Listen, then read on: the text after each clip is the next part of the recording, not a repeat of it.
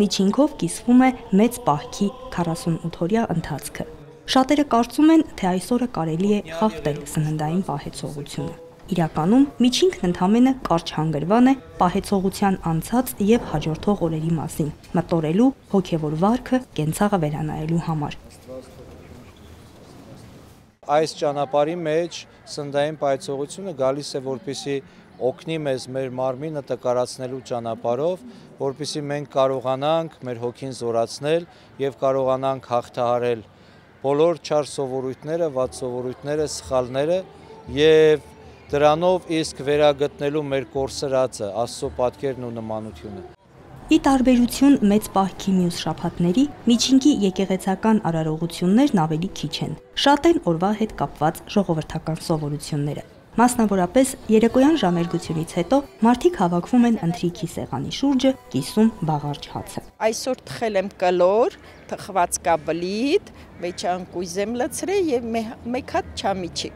չամիչիկը այդ նշխարն էր, որը պետք է ինչ-որ մի ընտանիքի անդամին ընկնի, բայց դեռ հələ միջև վերջ չենք կերել, ես ու տղաս ու դեռ չգիտենք ում հաջողությունն է այս տարի ժպտալով։ Քրիստոնյայի համար շատ կարևոր է, որ իր սրտի մեջ, իր հոգու մեջ վերագտնի Աստծուն։ Եվ միայն Աստծո հետ ապրելով է, Աստծո հետ հաշտվելով է եւ Աստծո օրհնության մեջ ապրելով է, որ մարդը կարող է հաջողություն ունենալ այս կյանքում։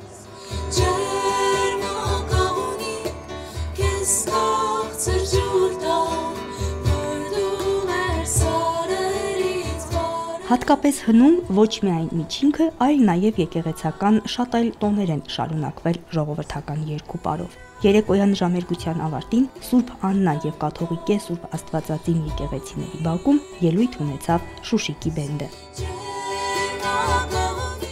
Հնչեցին ժողովրդական երգեր, իմացողները ձայնակցեցին, չիմացողները սովորեցին խմբից։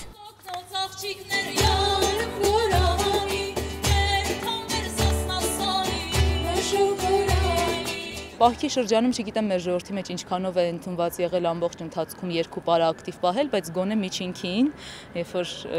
կոպեկով գաթանել թխել են ու հաստատ հավաքվել են միասին այդ պահը ֆիքսելու, որ կիսվեց պահքը, մտածեցինք, որ չի խանգարի երկով պարով հավաքվելը։